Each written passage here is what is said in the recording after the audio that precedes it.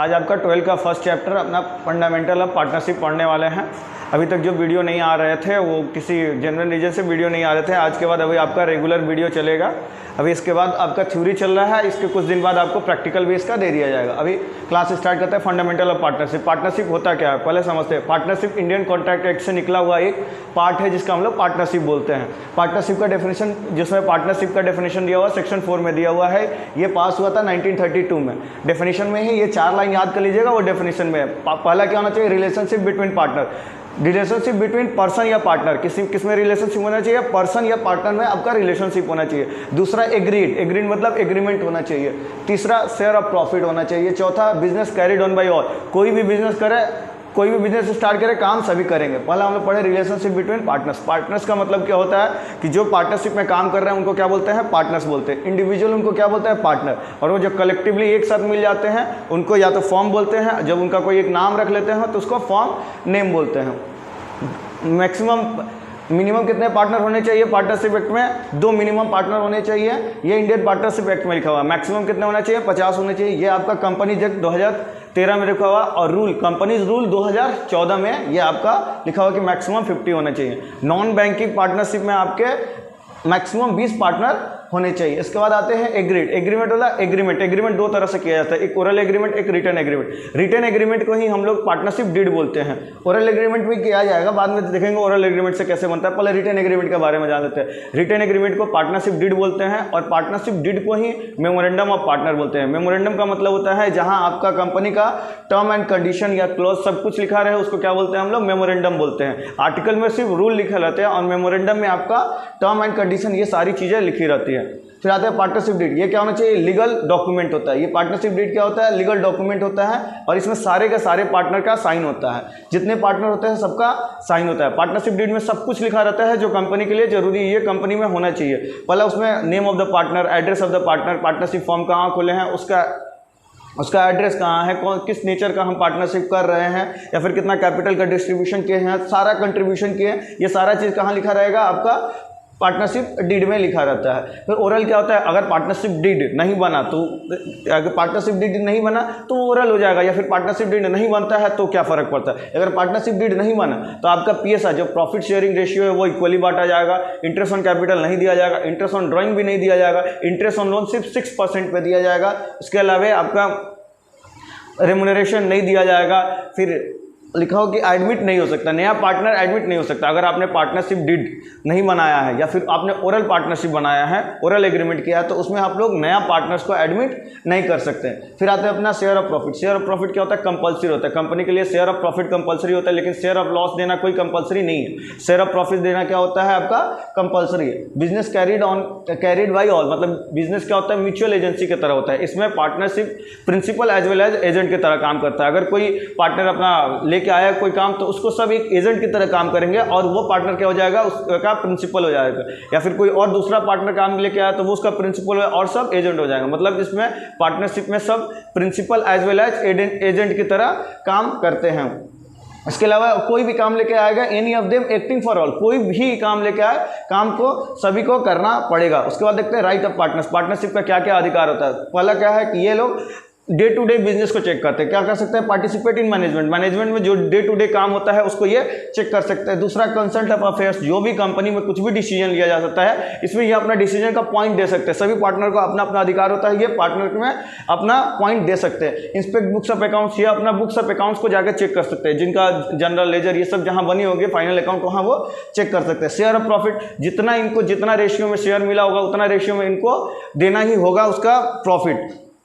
फिर not to allow admission, कोई भी पार्टनर हो, मेजोरिटी भी अगर मान रहा है ना, तो मानते 47 पार्टनर, 48वां पार्टनर का अगर एडमिशन कराना है तो 47 का मानना जरूरी है। अगर उसमें से कोई एक भी मना कर देता है तो उसमें नया पार्टनर नहीं आ सकता। ये क्या है, पार्टनर का अधिकार होते हैं। इसके अलावा देखते हैं अपने नेचर क्या होता है। पार्टनरशिप 2 तरह से बनाया जा सकता है, एक अपना लीगल पॉइंट ऑफ व्यू, एक अपना accounting point of view. Legal point of view से पार्टनर और पार्टनरशिप अलग अलग नहीं होते। क्यों अलग अलग नहीं होते, क्योंकि इनका अनलिमिटेड लायबिलिटी होता है। 2 तरह के लायबिलिटी होते हैं, एक लिमिटेड, एक अनलिमिटेड। लिमिटेड मतलब आपने कंपनी बनाया, सिर्फ कंपनी की चीज़ों को जब्त किया जाएगा, उसको लिमिटेड बोलते हैं। अनलिमिटेड मतलब अगर आपका कंपनी में कभी लॉस होता है इन फ्यूचर, तो आपके सारी चीज़ों को रिकवर कराया जा सकता है या लॉस के रूप में उनको लिया जा सकता है। आपके घर के सामान को भी बेच के लॉस का रिकवरी कराया जाएगा, उसको अनलिमिटेड लायबिलिटी बोलते हैं। ये क्या होता है, ये एक अनलिमिटेड लायबिलिटी होता है। और अकाउंटिंग पॉइंट ऑफ व्यू से पार्टनरशिप और पार्टनर्स का कैपिटल दोनों अलग अलग बनता है। पार्टनरशिप को हम लोग पीएल अप्रोप्रिएशन में जो चीज़ें बनाते हैं वो पार्टनरशिप से रिलेटेड होता है, और पार्टनर्स कैपिटल का जो अलग से बनता है वो क्या होता है, पार्टनर्स कैपिटल होता है। तो अकाउंटिंग पॉइंट ऑफ व्यू से दोनों चीज़ें अलग अलग बनाई जाती है। पार्टनरशिप और पार्टनर्स दोनों का क्या होता है, अलग अलग बनता है। अब कुछ बेसिक टर्म समझ लें। इंटरेस्ट ऑन कैपिटल फॉर्म के लिए एक्सपेंस होता है, पार्टनर्स के लिए इनकम होता है। इंटरेस्ट ऑन ड्राइंग फॉर्म के लिए इनकम होता है, पार्टनर्स के लिए एक्सपेंस होता है। इंटरेस्ट ऑन लोन फॉर्म के लिए एक्सपेंस होता है, पार्टनर के लिए इनकम होता है। या सैलरी या कमीशन फॉर्म के लिए एक्सपेंस होता है और पार्टनर के लिए इनकम होता है। ये कैसे होता है, तो आप समझिए कि अगर कोई भी कैपिटल पैसा लगाया है कंपनी में, तो कंपनी उसको कुछ ना कुछ पैसा का इंटरेस्ट का पेमेंट करता है। कंपनी की तरफ से लॉस हो गया, लेकिन जिसको दे रही है उसके लिए क्या हो गया, इनकम हो गया। तो पैसा लगाया कौन है, पैसा लगाया पार्टनर है, तो उनके लिए क्या हो गया कि इनकम हो गया, और कंपनी पे कर रही है उनके बिहाफ में, तो उनके लिए क्या हो गया, एक्सपेंस हो गया। वैसे सैलरी का पेमेंट करती है पार्टनरशिप, तो सैलरी क्या हो गया, एक्सपेंस हो गया, और जो सैलरी ले रहा है उसके लिए क्या हो गया, इनकम हो गया। वही सब सारी चीजें आप देख सकते हैं। फिर होता है चार्ज अगेंस्ट प्रॉफिट। अच्छा, चार्ज अगेंस्ट प्रॉफिट किसे बोलते हैं, प्रॉफिट के अगेंस्ट में जो चीजें ली जाती हैं, मतलब प्रॉफिट के आने के पहले जो चीजें ली जाती है उसको बोलते हैं चार्ज अगेंस्ट प्रॉफिट। इसी को हम लोग क्या बोलते हैं, पीएल अकाउंट। तो इसमें सिर्फ पीएल अप्रोप्रिएशन या फिर पार्टनरशिप से रिलेटेड चीजें आपकी यहाँ आएगी। मतलब समझ लीजिएगा आप जैसे ग्रॉस लॉस ग्रॉस प्रॉफिट है, इसके अलावा जैसे interest on loan, interest on loan अगर पार्टनर भी लेता है तो ये कहाँ आएगा, पीएल अप्रोप्रिएशन में आएगा। फिर इसके अलावा अपना मैनेजर कमीशन आएगा। किसी को भी अगर पार्टनर भी आएगा, मैनेजर काम कर रहा हो ना, वो कमीशन लेगा तो वो कहाँ आएगा, पीएल के अकाउंट में आएगा, पीएल अकाउंट में। वो पीएल अप्रोप्रिएशन में नहीं जाएगा, वो नेट प्रॉफिट का पहले चार्ज किया जाएगा। इसके अलावा रेंट पेड, अगर किसी भी पार्टनर कोई पार्टनर अपने ही ऑफिस का रेंट ले रहा है तो वो भी कहाँ आएगा, पीएल अकाउंट में आएगा, मतलब नेट प्रॉफिट का पहले चार्ज किया जाएगा। दूसरा, आप अगर क्वेश्चन टर्म में बनाना चाहेगा तो नेट प्रॉफिट से आपका एक्सपेंस को माइनस किया। जैसे ये आपका समझ बिफोर नेट प्रॉफिट है, उससे एक्सपेंस क्या होगा, माइनस होगा। अगर कोई इनकम आता है तो वो प्लस हो जाएगा। तो नेट प्रॉफिट से आपका क्या होगा, बिफोर नेट प्रॉफिट से एक्सपेंस माइनस होंगे और एक्सपेंस क्या होगा, प्लस होगा। फिर प्रॉफिट को जब बांटा जाता है ना तो उसको क्या बोलते हैं, पीएल अप्रोप्रिएशन बोलते हैं। जो नेट प्रॉफिट को बांटने को हम लोग क्या बोलते हैं, पीएल अप्रोप्रिएशन। इसमें क्या लिखा जाएगा, जो पार्टनर से रिलेटेड चीजें होती है ना वो आपका पीएल अप्रोप्रिएशन में आएंगे। जो पार्टनर से रिलेटेड है, मतलब पार्टनर को जो देना लेना है वो कहाँ आएंगे, पीएल अप्रोप्रिएशन में आएगी। सिर्फ तीन चीजों को छोड़ के, interest on loan, manager commission और रेंट पेड टू पार्टनर। जैसे इसमें क्या आएगा, इंटरेस्ट ऑन कैपिटल आएगा, इंटरेस्ट ऑन ड्राइंग आएगा। अगर किसी पार्टनर को सैलरी दे रहे हैं, सैलरी आएगा। अगर किसी को हम लोग रिजर्व में अगर पैसा जमा किए हैं तो भी पार्टनर को देना। अगर पार्टनर बनाया है तो पार्टनर ही इसका मालिक है, तो रिजर्व का हिस्सा कौन लेके जाएगा, पार्टनर लेके जाएगा। तो उसके लिए क्या बना था, पीएल अप्रोप्रिएशन बना है।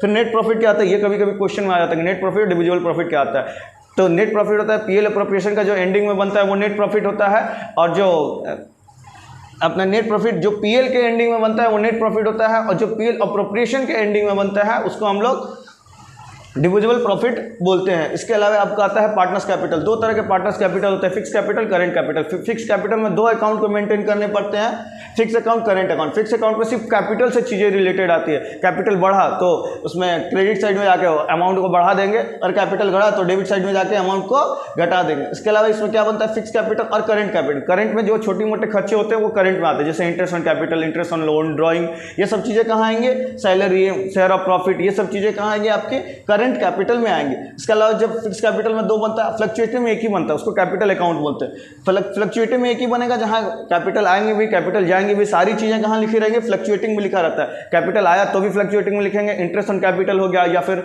इंटरेस्ट ऑन ड्राइंग हो गया, या salary, commission, share of profit, जो भी चीजें आएंगी वो कहां आएगी, आपकी फ्लक्चुएटिंग कैपिटल एक ही अकाउंट में बनता है, और इसका क्या होता है, दो अकाउंट मेंटेन किया। इसके अलावा इंटरेस्ट ऑन ड्राइंग समझते हैं। इंटरेस्ट ऑन ड्राइंग मंथ, अगर बिगिनिंग ऑफ द मंथ है तो 6.5 का आता है एपी। इसको क्या बोलते हैं, एवरेज पीरियड। एवरेज पीरियड क्या आता है, 6.5 आता है। अगर क्वार्टर का है बिगिनिंग तो 7.5 आएगा। अगर हाफ ईयर का बिगिनिंग है तो आपका 3.5 आएगा। वैसे ही इंटरेस्ट ऑन ड्राइंग अगर मिडिल का है तो अगर आपका मंथ का मिडिल का है तो 6 आएगा, क्वार्टर का मिडिल का है तो भी 6 आएगा, लेकिन अगर हाफ का मिडिल का है तो 3 आएगा। वैसे ही इंटरेस्ट ऑन ड्राइंग अगर एंड का है तो 5.5 आएगा। उसके बाद इंटरेस्ट ऑन ड्राइंग अगर क्वार्टर का एंड का है तो 4.5 आएगा, हाफ का है तो 2.5 आएगा। फिर से एक बार सुन लेंगे, अगर बिगिनिंग का है quarter, beginning of the month दिया हुआ तो 6.5 आएगा, मिडिल ऑफ द मंथ दिया तो 6 आएगा, अगर एंड ऑफ द मंथ दिया है तो आपका 5.5 आएगा। वैसे बिगिनिंग ऑफ क्वार्टर देगा तो 7.5 आएगा, मिडिल ऑफ द क्वार्टर देगा तो 6 आएगा, एंड ऑफ द क्वार्टर देगा तो 4.5 आएगा। जैसे बिगिनिंग ऑफ हाफ ईयर देगा तब आएगा आपका 3.5, मिडिल ऑफ हाफ ईयर 3 आएगा, और end of the half year 2.5 आएगा। इसके अलावा आपका रेम्यूनरेशन देखता है, दो तरह से रेम्यूनरेशन चार्ज किया जाता है, एक बिफोर नेट प्रॉफिट दे देगा क्वेश्चन में, एक आफ्टर नेट प्रॉफिट, या बिफोर डिविजुअल प्रॉफिट या फिर आफ्टर डिविजुअल प्रॉफिट, या कभी कभी क्वेश्चन बोलता है बिफोर सेल या आफ्टर सेल। जब बिफोर सेल बोलेगा तो जितना अमाउंट दिया रहेगा उससे रेट बाई 100 करेंगे, जितना नेट प्रॉफिट या सेल का अमाउंट दिया रहेगा उसका रेट बाई 100 करेंगे, वो बिफोर हो जाएगा।